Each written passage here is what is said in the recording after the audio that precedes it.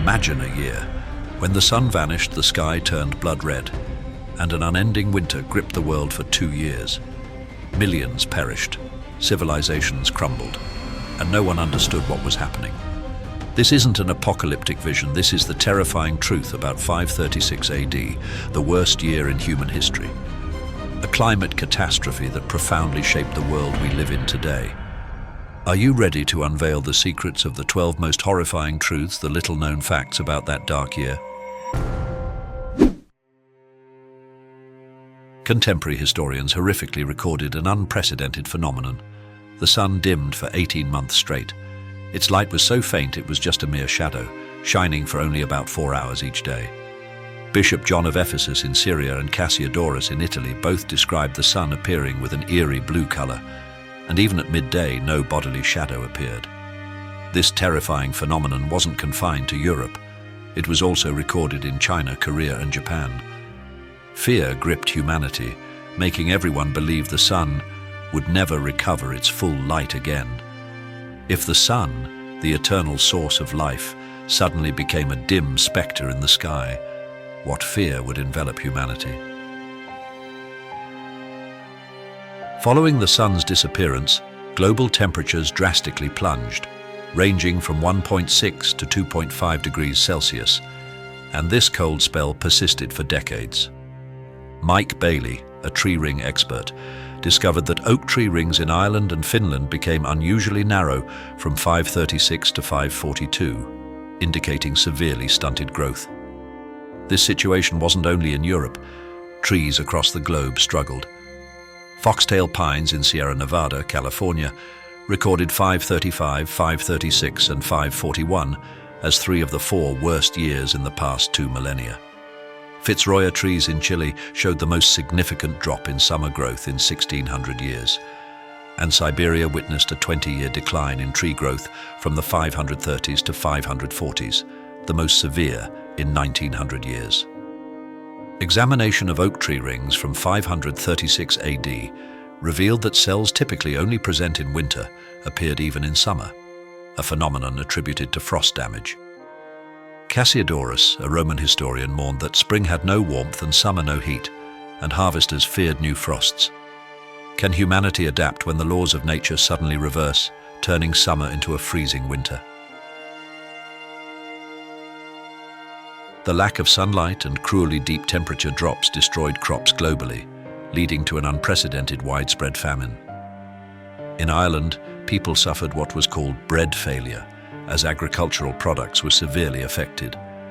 This forced them to turn to hunting and fishing for survival, putting immense pressure on a population primarily dependent on agriculture. In 540, the Japanese emperor painfully wrote, "Food is the foundation of the empire. Gold and money cannot cure hunger. Of what use are 1,000 boxes of pearls to a man dying of cold?"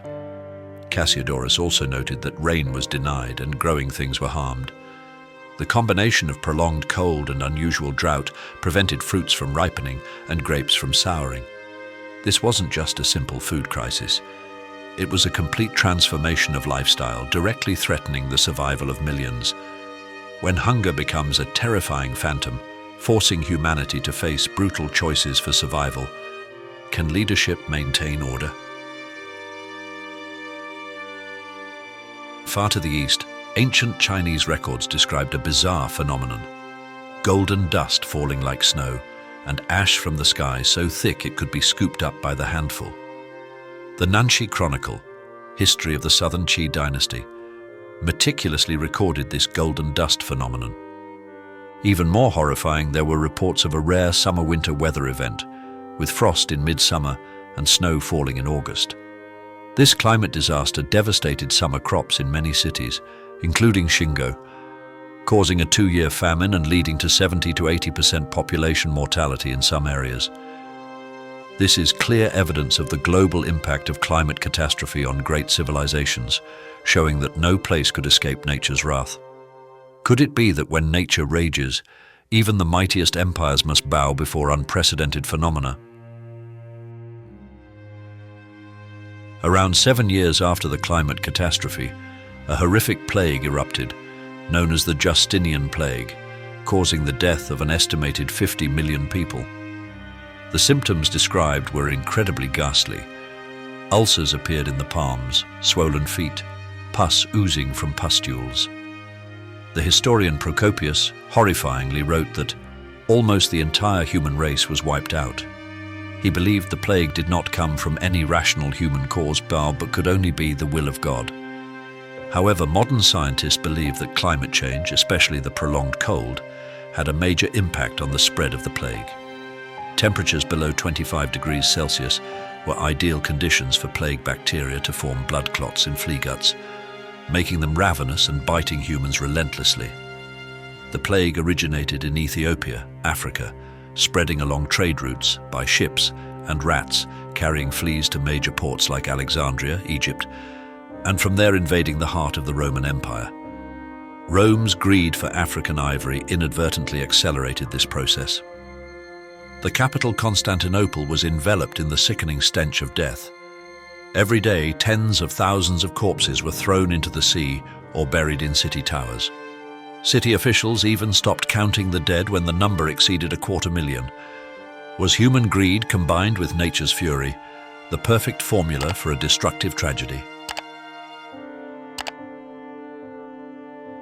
In Ireland, in the mid-6th century, a remarkable architectural phenomenon began to erupt: the construction of Cranogs, wooden fortresses on artificial islands.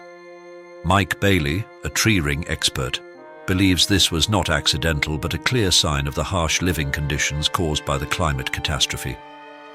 Cranogs were built as safe havens during periods of chaos and tribal warfare, where tribes could protect themselves and their remaining resources. Cranogs were built from wood, and through the analysis of tree rings from these structures, scientists have proven that the increased construction of Cranogs occurred precisely when the weather became its worst. This paints a heartbreaking picture of a population desperately clinging to life, building the most resilient structures to withstand the harshness of nature and social upheaval. When life itself is threatened, how resilient can humans become, building fortresses against nature's fury and social chaos? Between 530 and 540, the mighty Avar Empire on the Mongolian steppes, famous for its invincible cavalry, suddenly and inexplicably weakened and was defeated by the Turks. The surprising cause of this weakening turned out to be a tiny biological detail: the difference between horse and cattle digestive systems. The Avar economy was entirely reliant on horses, not only for military power, but also as their primary food source. In contrast, the Turks possessed a mixed economy with significant cattle numbers. Under the harsh drought and cold conditions after 535 to 536, grass quality declined. Cattle, with their more efficient digestive systems, could digest food better and eat a wider variety of plants than horses. Conversely, horses, with their less efficient digestion, could not absorb enough nutrients from withered grass, leading to their weakening and gradual death. This caused the Avars to lose their military advantage and essential food source, becoming highly vulnerable. This event forced the surviving Avars to undertake an agonizing 4,000-mile westward migration. Could a tiny biological detail like the digestion of livestock truly change the political landscape and the world map thousands of years later?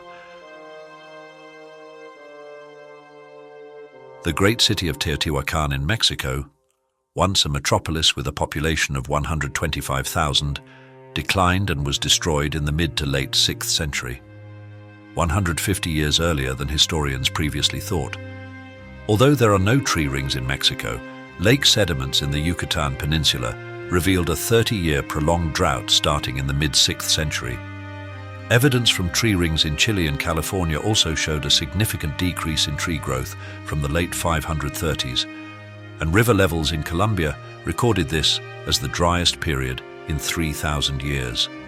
Rebecca Story, a researcher of human bones in Teotiwakan, discovered a severe decline in population health, especially among infants, with many signs of infection and malnutrition.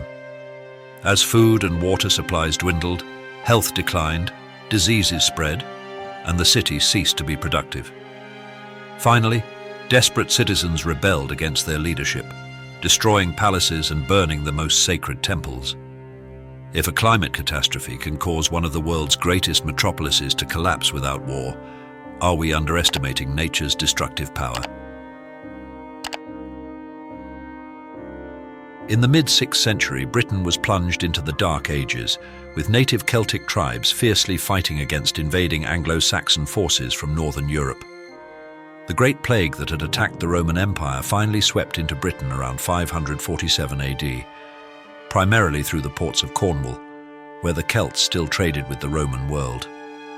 In contrast, the Anglo-Saxons traded mainly with their Germanic homeland and Scandinavia, having less contact with the plague. English and Irish chronicles recorded horrifying terms like mortalitas magna, great mortality, and mortalitas prima, first mortality, to describe the devastating extent of the epidemic.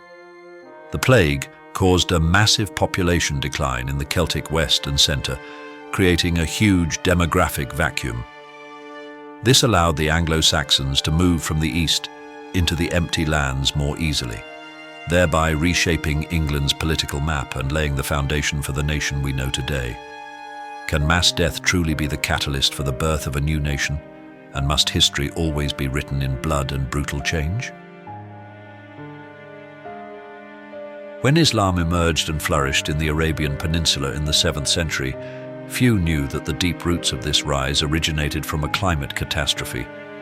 The event of 535 AD devastated the Marib Dam in Yemen, a gigantic irrigation project that had sustained an entire civilization. This incident subjected the region to successive droughts and floods.